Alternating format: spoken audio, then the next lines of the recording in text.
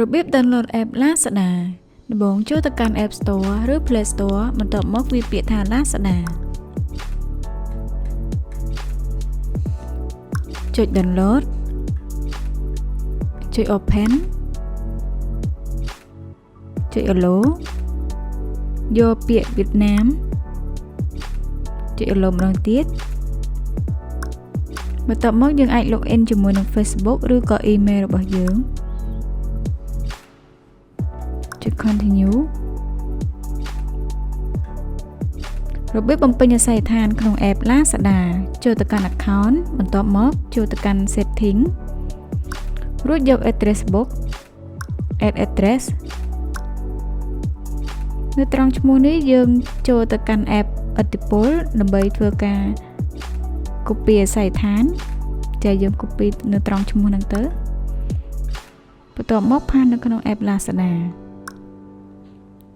copy លេខទូរស័ព្ទ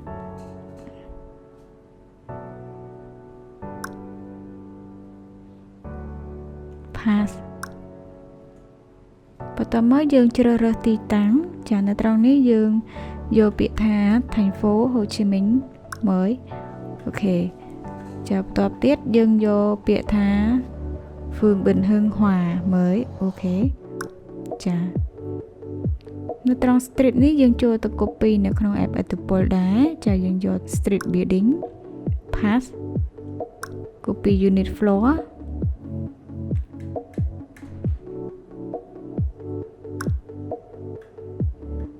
អូខេអញ្ចឹងបន្ទាប់មកកន្លែង address category នេះយើងយក office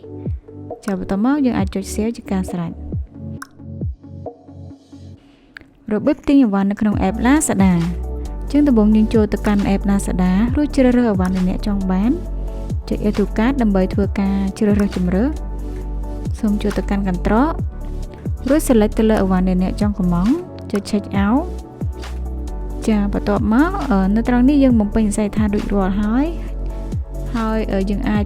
ភ្ជាប់ជាមួយនឹង Visa Card ដើម្បីធ្វើការទូទាត់លុយចាអញ្ចឹងសម្រាប់អ្នកថ្មីអាចចុចចូល Credit Card នេះដើម្បីបំពេញព័ត៌មានរបស់កាតមានលេខនៅលើកាតឈ្មោះនៅលើកាតខែនិងឆ្នាំផុតកំណត់របស់កាតនិងលេខបេខ្ទង់នៅខាងក្រៅកាតអញ្ចឹងយើងចុច confirm selection ទៅអូខេ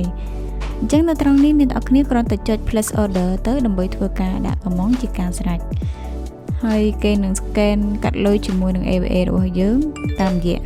សារចាអញ្ចឹងយើងចូលទៅ confirm លេខកូដទៅជាការស្រេច